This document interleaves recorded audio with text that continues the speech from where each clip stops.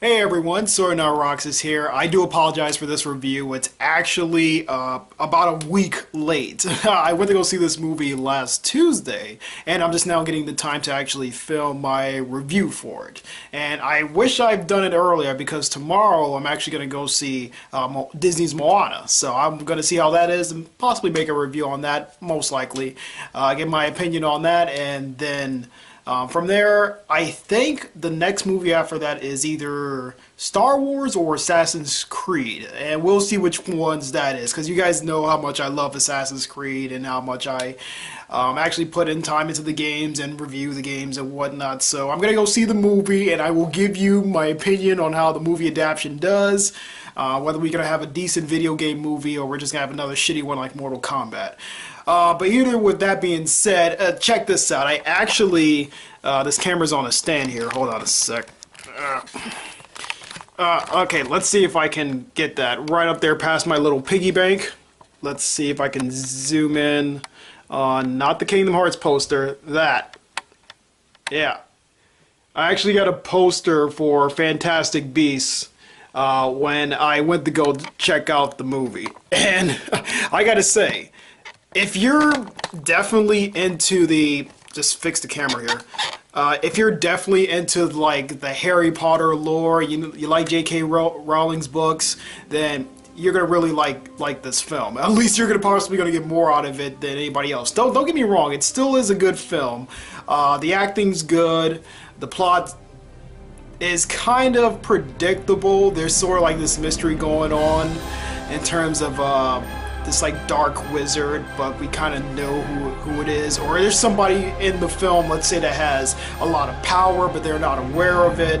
You know exactly who it is as soon as this person pops up on screen. I'm like, oh, that's the person that's probably gonna have the hidden power. And then the movie tries to throw you for a loop by saying like, oh no, it's this person that has the hidden power. It's such bullshit. You could tell it from like a mile away. It's so easy to figure out. So Eddie Redmayne plays the main character, Newt. Is it Newt Charmander? Charmeleon? Something like that.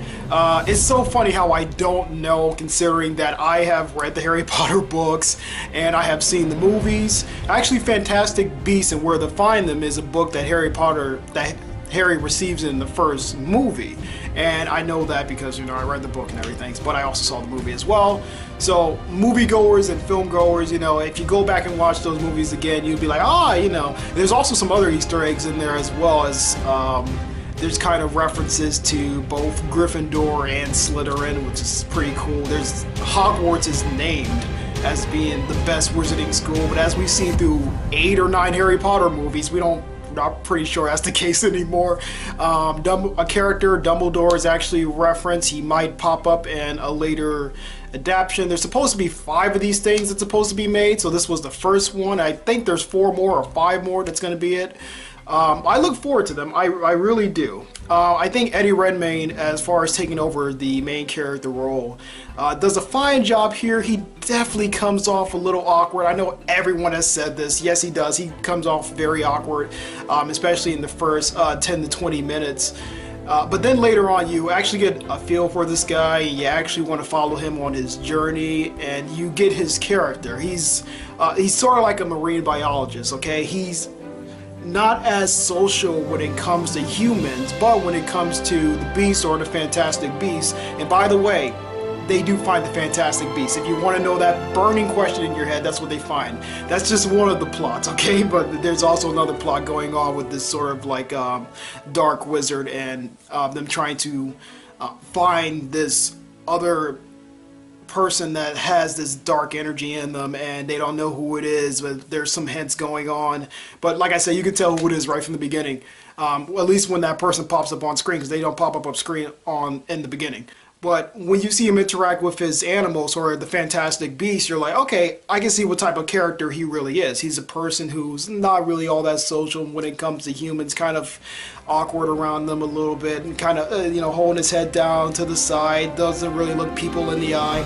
But then when you see him interact with his animals, he's in his element, he's in his world. And when he does bring people into that world, you actually want to be there with him. You actually see why he's sort of protecting these endangered species. He's studying them to learn more about them. By doing so, of course, later on in the Harry Potter series, we start getting like these different creatures popping up, and most of them wasn't known until he came along and started studying them. So I like that idea. It's a big connection there. Now the story does take place 70 years before Harry Potter, so we're kind of like in the 1925, 1926. This is like a little bit after the World War I era. There's another character named Jacob in the film, and he is just hilarious. He's sort of like a contrast. He's sort of like the people's view. So he's seeing all these amazing magical things for the first time, being a muggle, or I can't remember how they call it in the film, because muggles is the British terminology for non-magical humans.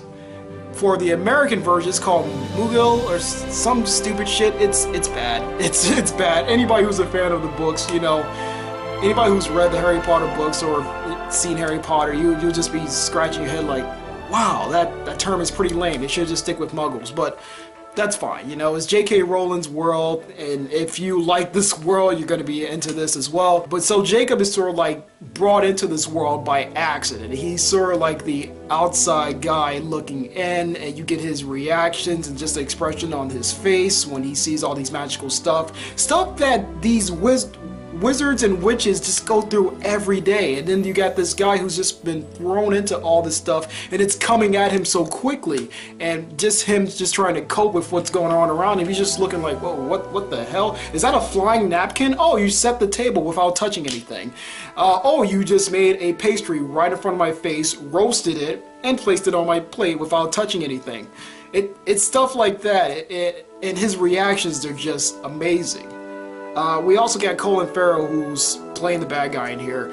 I put bad guy in quotations because, not saying that he's not the bad guy, but there's also a little bit of a twist towards the end, and you guys will know what I'm talking about, especially if you saw the movie already. He does a good job. I think Colin Farrell doesn't get enough props, but I really think that he did a good job in this, and I wish that in terms of, like, not to try to spoil anything, because I try to keep these reviews spoilers free, which is why I'm about to end this in a second, because if I go into any more detail, I'm going to be giving away some stuff.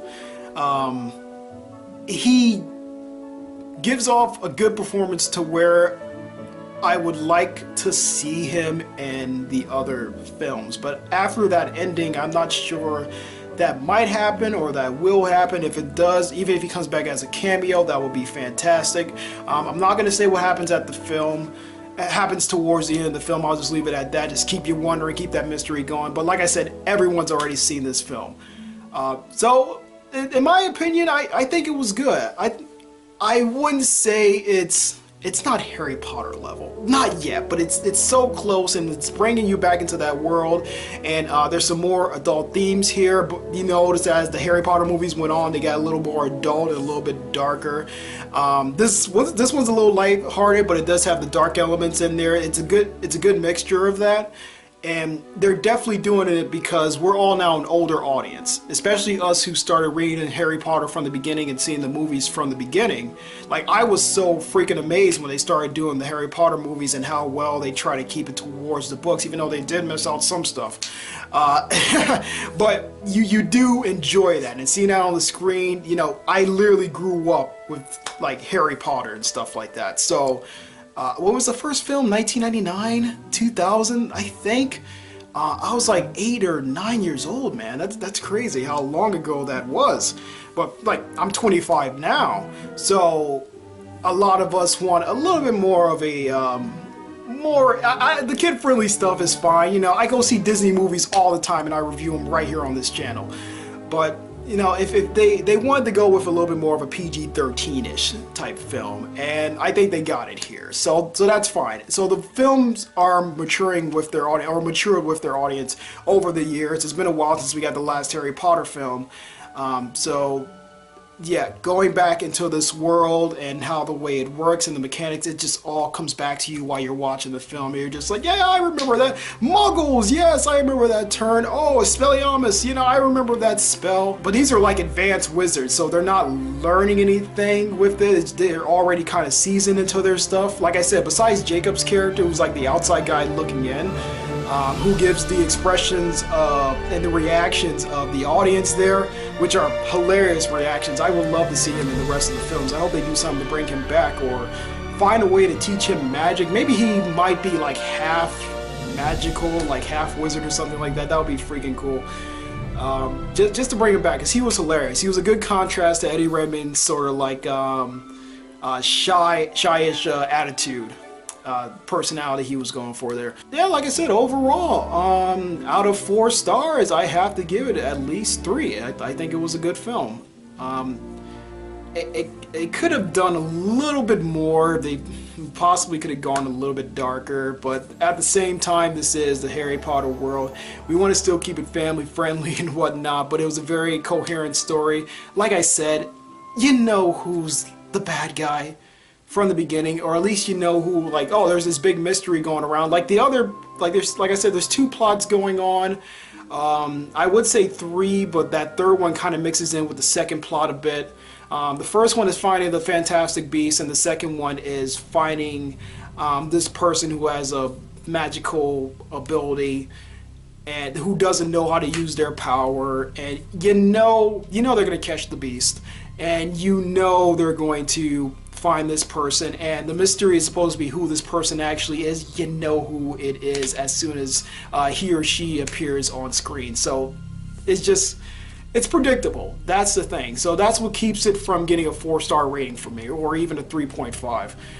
It's pretty predictable, but otherwise I thought it was a good film overall. It definitely brought me back into the Harry Potter lore. I look forward to seeing more of these characters, and they're not just the only 2 characters that you follow. There are some other characters thrown in there. There's actually these 2 sisters who are, one's very perky and one's kind of serious. A former investigator for the magical community and everything like that, and how this society works underground in Americas, because we never seen that before in the original Harry Potter, or at least not for the American division. So we got a chance to see that. That was fun. I actually like that.